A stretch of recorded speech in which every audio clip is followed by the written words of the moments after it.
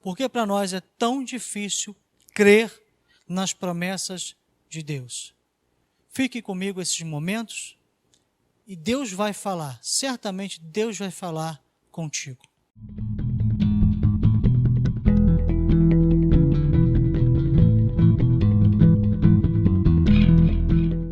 Eu quero que você seja sincero com você mesmo. Quando você vê, por exemplo, passagem na Bíblia de Israel, abrindo o Mar Vermelho, Deus abrindo o Mar Vermelho para Israel atravessar, vindo maná caindo do céu, e tantos outros milagres que aconteceram, a gente sinceramente assim acha muito bom, assim a gente vê e a gente crê porque é a palavra de Deus. Mas assim, quando chega um problema nosso, uma tribulação, uma luta, a gente já não está acreditando tanto assim. Tem gente que já está começando a duvidar. Eu quero dizer o seguinte, para mim isso tem alguns motivos, eu quero discorrer sobre alguns motivos hoje. Mas, primeiro, eu quero dizer que mesmo nos tempos bíblicos havia uma dificuldade de crer nas promessas de Deus. Exemplo, Abraão e Sara. Abraão e Sara não creram nas promessas de Deus, não creram que Deus ia fazer, ou pelo menos Sara, né? E ela se precipitou e ela foi lá e arrumou, né, a sua, naquele tempo a sua escrava mesmo, que naquele tempo era escrava mesmo, que era um costume da época, quando a mulher não podia ter filho, dava a sua escrava, e o filho da escrava seria com o filho dela, né? E ela fez isso, nasceu Ismael, e depois, quando o próprio Senhor disse, olha, vai nascer, o filho da promessa vai chegar, ela riu dentro de si mesmo. Você tem um exemplo de Lázaro, porque as pessoas disseram assim, olha, Senhor, mestre, ele já há 4 dias que ele já morreu, já está fedendo, então acabou, não tem mais jeito. E Gideão também, que ficou, né, pediu vários e vários sinais para o Senhor, antes dele realmente, finalmente, tomar coragem e ir com os 300 ir lá e derrotar os seus inimigos. Então, não é uma exclusividade nossa. Porém, nós temos algumas coisas que são atuais, são do nosso tempo e a gente precisa meditar sobre ela. Eu quero depois falar sobre mais um exemplo que para mim é muito bom. Porque, sinceramente, a gente fica olhando os feitos do Senhor como uma parte do passado. Quantas vezes na nossa vida nós olhamos coisas que aconteceram, ou que Deus pode fazer, ou que Deus fez, sempre no passado? Quem é que? Não é quem é que, não seria a palavra certa.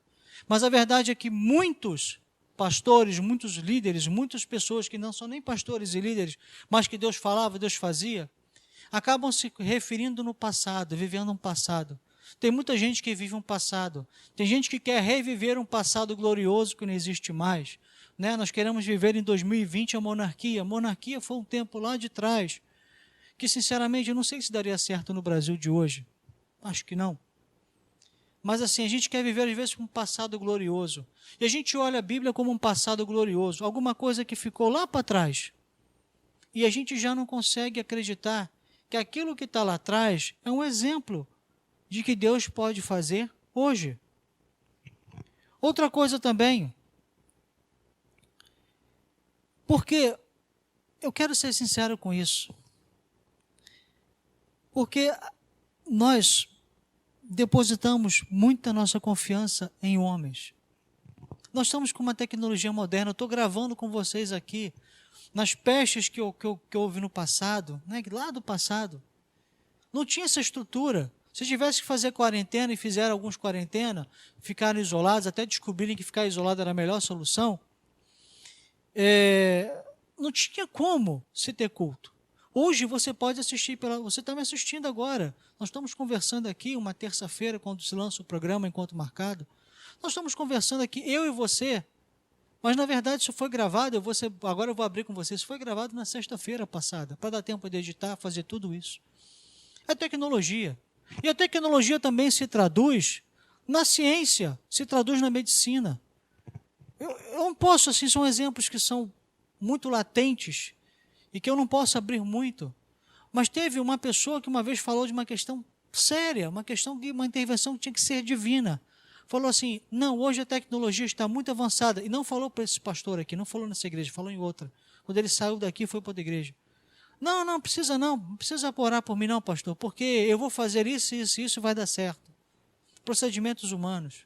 Lembra um pouquinho o rei Asa, né? Não deu. Porque a confiança estava em homens. Nós estamos confiando muito na tecnologia, nós estamos confiando muito na ciência, na medicina, e não é errado nós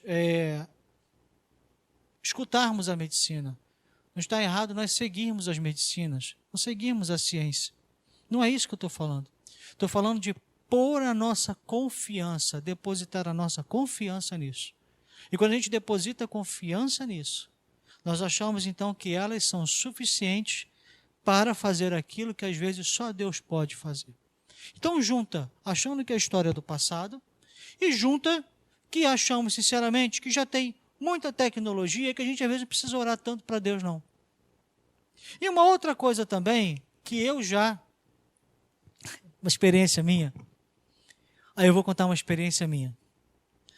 Tinha uma pessoa passando mal, estou sendo muito genérico.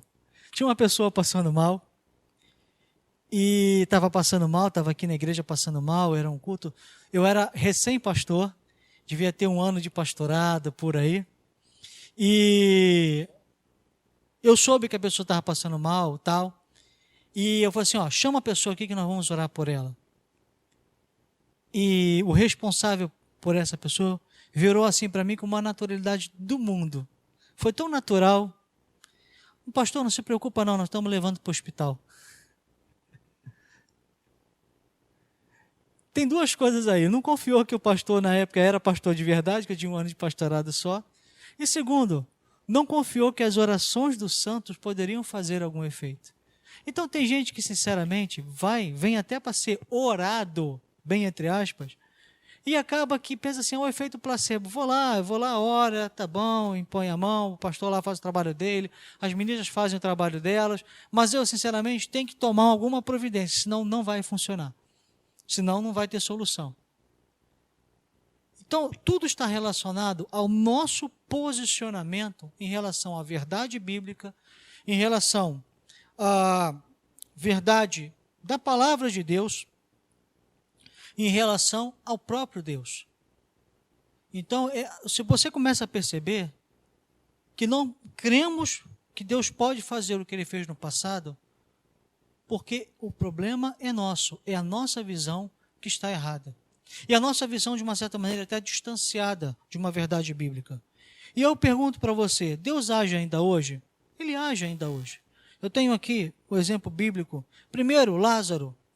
Na questão de Lázaro, Jesus respondeu. Respondeu-lhe Jesus, não te disse? Eu, se creres, verás a glória de Deus. Na verdade, foi uma pergunta. Não te disse eu que se creres, verás a glória de Deus? Então, primeira coisa, a Bíblia continua sendo verdade. Os feitos do Senhor do passado podem e devem ser e serão feitos do presente e serão feitos do futuro.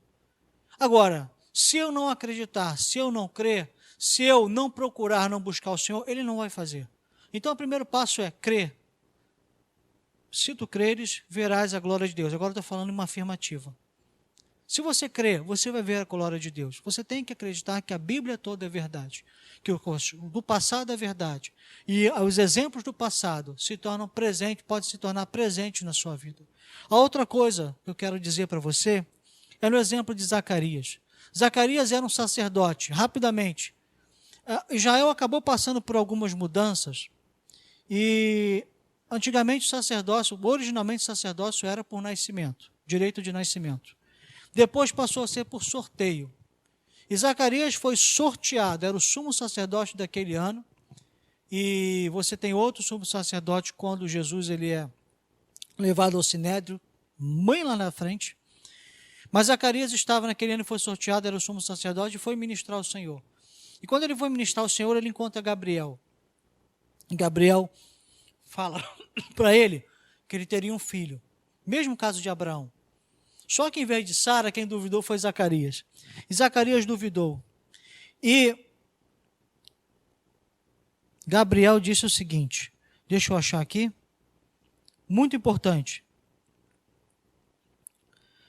Diz assim, Zacarias perguntou ao anjo, como posso ter certeza disso? Ou seja, veio um anjo do Senhor falando com ele E ele não estava acreditando. Quantas vezes palavras do Senhor vêm? Deus usa pessoas para falar com você e mesmo assim está dizendo, mas será que vai acontecer? Como é que eu posso acreditar que isso vai acontecer? Gente, era um anjo. No lugar onde só podia entrar uma pessoa, senão ele morria. Se entrasse outra pessoa, morria. Se ele entrasse impuro, morria. Apareceu um anjo ali. E mesmo assim ele pergunta, como é que eu posso ter certeza disso? E Gabriel disse, e ele continua, sou velho e minha mulher é de idade avançada. Ou seja, as razões humanas. Tá? Então aí nós temos um problema aí. As razões humanas sobrepujando o sobrenatural de Deus. E Gabriel disse, o anjo respondeu, sou Gabriel, que está sempre na presença de Deus. Eu quero terminar com isso. Primeiro você tem que crer. Primeiro você tem que entender que a verdade bíblica ela é maior que a verdade humana, porque o olhar de Deus é maior do que o seu olhar. Nosso olhar sobre problemas e circunstâncias, ele é extremamente limitado. É por isso que a gente às vezes quer solucionar por conta própria, que a gente não vê uma solução no futuro. Deus vê. Deus disse no momento certo para Sara e Abraão e Sara, vocês vão ter filho. Mas Sara não via a solução e ela arranjou uma solução por ela mesma. Quanta gente está arranjando solução por conta própria? Mas o segredo é duas coisas, crer. Primeira coisa é crer. E agora vem a segunda coisa, andar na presença de Deus.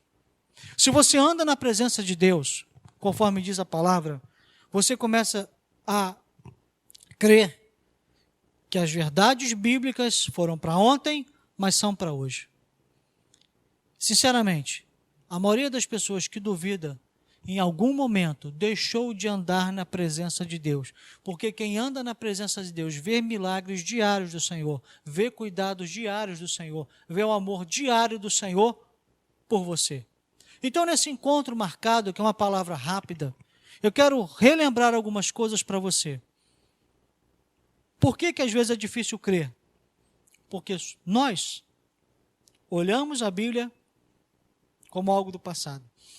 Nós olhamos a tecnologia de hoje como algo que pode substituir aquilo que Deus poderia fazer. É mais fácil confiar num remédio, num exame, do que confiar no Senhor. Não estou dizendo contra o remédio e o exame, pelo amor de Deus. Só estou dizendo de pôr o seu coração, pôr o centro do seu coração, a sua confiança. E, mesmo Deus provando, mesmo Deus falando, nós continuamos a colocar os questionamentos em cima de questionamentos humanos. Ou seja, Deus parece que tem que solucionar todos os nossos questionamentos para Ele poder agir. Mas qual é a solução disso? De Lázaro, crer. E de Zacarias, que está lá em Lucas 1, Lucas capítulo 1, desculpa, eu não falei a referência. Gabriel disse, sabe por que eu creio? Sabe por que eu tenho certeza que vai acontecer? E sabe por que eu tenho certeza que você vai ficar mudo até a criança nascer? Porque eu ando na presença do Senhor. Eu vivo na presença do Senhor. Eu sei do que Ele é capaz. Quem anda na presença do Senhor, conhece o Senhor, sabe do que Ele é capaz, conhece o seu Deus, conhece o seu Pai. Eu quero dizer 3 coisas. Ele existe, Ele pode tudo e Ele te ama. Deus te abençoe.